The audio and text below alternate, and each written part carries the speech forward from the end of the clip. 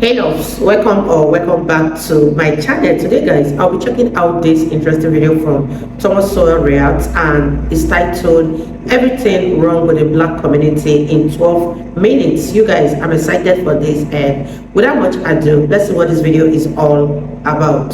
Listen, Tom, as I read this book, for the most part, it's objective, it's objective throughout. It's calm, it's analytical. But when you take on this modern progressive position that racism accounts for anything, there are passages in which you're angry. I felt that there are passages in which there's emotion that is very close to this. So let me just read a little bit to you. Median black family income has been lower than median white family income for generations.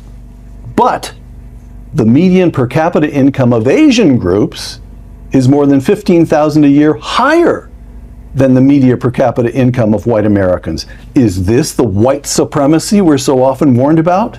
For more than a quarter of a century, in no year has the annual poverty rate of black married couple families, been as high as 10%. And in no year has the poverty rate of Americans as a whole been as low as 10%. If black poverty is caused by systemic racism, do racists make an exception for blacks who are married? Good question. I guess you're allowed to be angry. Yes. Well, yes. So, do you have the feeling when you're addressing this notion that racism accounts for everything? Do you have the feeling that that the arguments are subtle, it's persuasive, you can forgive someone for buying that argument? Or do you have the feeling that it's willful? That the case is so clearly mistaken that there's a willfulness about it? No, I don't. I think that people don't look for certain evidence, and therefore they don't find it. And so, on the basis of what they know at a given time, this may be very plausible. The problem is that what you really need are other people with different orientation who are skeptical and who will then look for things and find things that are very different from that. One of the things that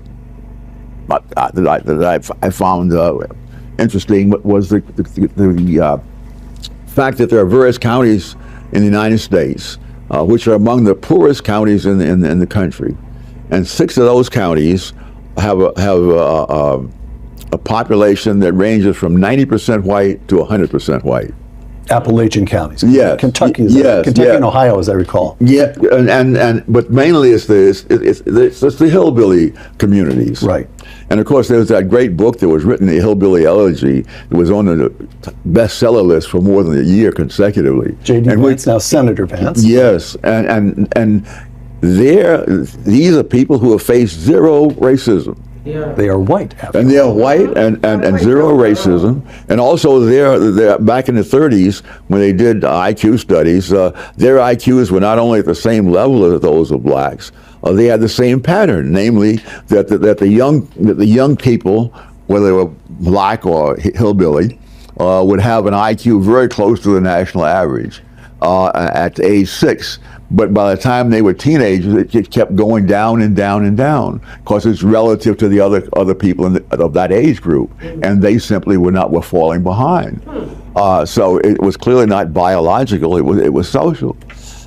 But despite that, these hillbilly counties had incomes that were not only lower than the national average, they were lower than the average of black incomes for a period of half a century. It may have been longer than that because I only went through half a century. But in every study that was done over that half century, they scored lower, their family incomes were lower than the family incomes of blacks. So obviously there must be other things that cause people to be poor other than racism. Yeah. All right. You guys, what are your thoughts on this video? This is a very interesting topic, and I love the fact that Sowell used a white community that is devoid of racism to drive home his point, because when we keep hammering on the fact that racism is the reason why black people are poor? What about this hillbilly community where racism is not even the reason why they are poor? The reason why most communities are very poor or very, very rich is their cultural behavior, their social behavior. Because from everything Thomas Sowell has said in this video, you can see that these hillbilly communities are not facing racism, but rather there's a particular culture that they have adapted to that has limited them into achieving so much in life, and this culture is their limitations. Let me know what you guys think about this video in the comment section down below, and let's continue watching, you guys.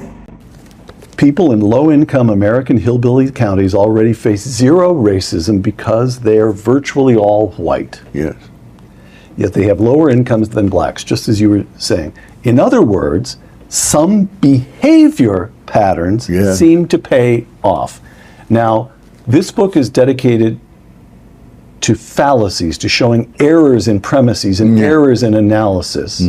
It's not dedicated to an alternative explanation. Nevertheless, you've got this argument lurking in here that it's the way people live, it's the way cultural patterns. So what are the patterns that pay off? Well, what? Oh my heavens! That's a much larger book than this. Well, you've got time on your hands. In terms of public policy, what does not pay off is having charismatic leaders depending upon government to do things. Because if you look what has happened to blacks before and after, that there was a massive government effort on their behalf. The poverty rate among blacks, if you start in 1940 instead of 1960, because 1960 is the magic number for people who are saying the government, you see, did all these wonderful things and blacks advanced because of it. In 1940, the black poverty rate was 87%. By 1960, it was down to 47%. That's dramatic. From 1960 to 1970, it went down to 30%. And in 1970, affirmative action was now in place. It went down to 29%. So in the 20 years prior to 1960s, the black poverty rate went down by 40 points. And in the 20 years after 1960, it went down by 18 points.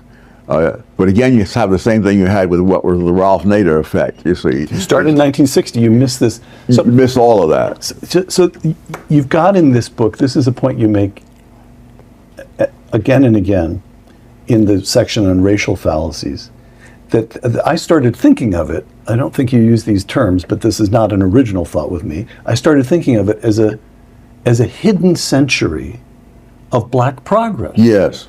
From emancipation with the end of the Civil War through to 1965, let's say, the Civil Rights Act of 1964, 65, through the mid-60s, you've got a century, and you argue black educational attainment rises. Yes.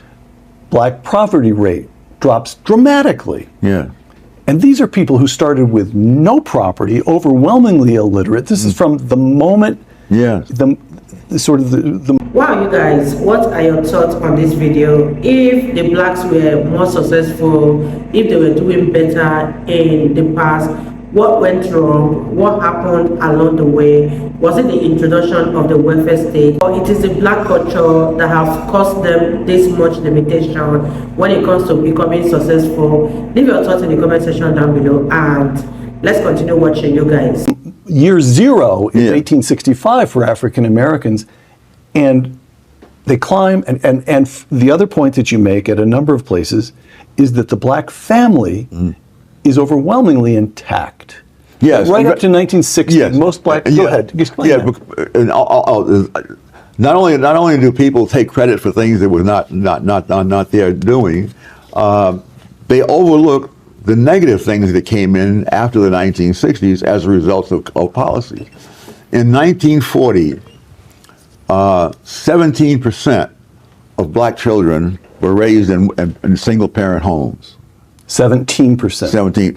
At the end, I forget the exact date in the 20th century, But after these wonderful reforms were put in, that quadrupled to 68% of black children were being raised in single parent homes. Now, there's a whole literature on all the bad things that happen to kids who are raised by single parents, whether they are black or white, American or British. The studies show the same things. One study said that fatherlessness has a bigger effect than even race and poverty. And certainly, I think back in my own life, I realized how fortunate I was, because even though my biological father died before I was born, I was adopted. I was adopted into a family where I was the only child in a family of 4 adults. And these were not people who were out having an active social life someplace. The life was there in the home. They gave you their time. Yes. And I remember years later when I became a parent, and like other new parents, I wanted to know, when is a kid supposed to do this, when he's supposed to do that. When do they walk? And I said, how old was I when I started to walk? And the lone surviving member of the family that raised me said, Tommy, nobody knows when you could walk. Somebody was always carrying you. But so you had 4 adults doting on you. Yes, and that's what, and then part of the rise of blacks before was because of things that were done by blacks. Example that I think of a lot was a kid who grew up in Harlem at the same time I did. We were in the same school. He lived 2 blocks from me. And we met many years later by accident on a street in San Francisco, and we talked about the old times. And one of the things he mentioned to me, that because he had gone on, he was making more money than I was, and he would become wealthy, and he lived overseas with servants, and he came back and moved out to the wine country and all that stuff. But one of the things that struck me, he said that he could remember times when he was growing up when his father would sit at the dinner table watching the children eat and not eat anything himself. Now, it's not, that's what... And now the father isn't even there. Yes, that's right. So those kinds of things are what do it. Right. The greatest danger to the liberal vision are facts about the consequences of liberalism itself and the laws, policies, and ways of life that the left has spawned. That the black family, which survived centuries of slavery and generations of discrimination, has disintegrated in the wake of the liberal welfare states is only one example. It's interesting when you really realize that the principles espoused by Thomas Sowell are for the growth and the success of the individual. Meanwhile, the liberals and the left pride themselves in grouping people as a whole into groups so that they can avoid every form of individual or personal accountability. It's easy for a lazy black person to say, well, blacks as a whole are being discriminated. But if you ask them what has been your personal experience of discrimination that has kept you where you are, then it gets a little bit more complicated. But you let me know what you think about this in the comments below. If you enjoyed it, please give it a thumbs up, subscribe, hit that bell if you're new to the channel. Thank you for watching, and until the next one, stay free.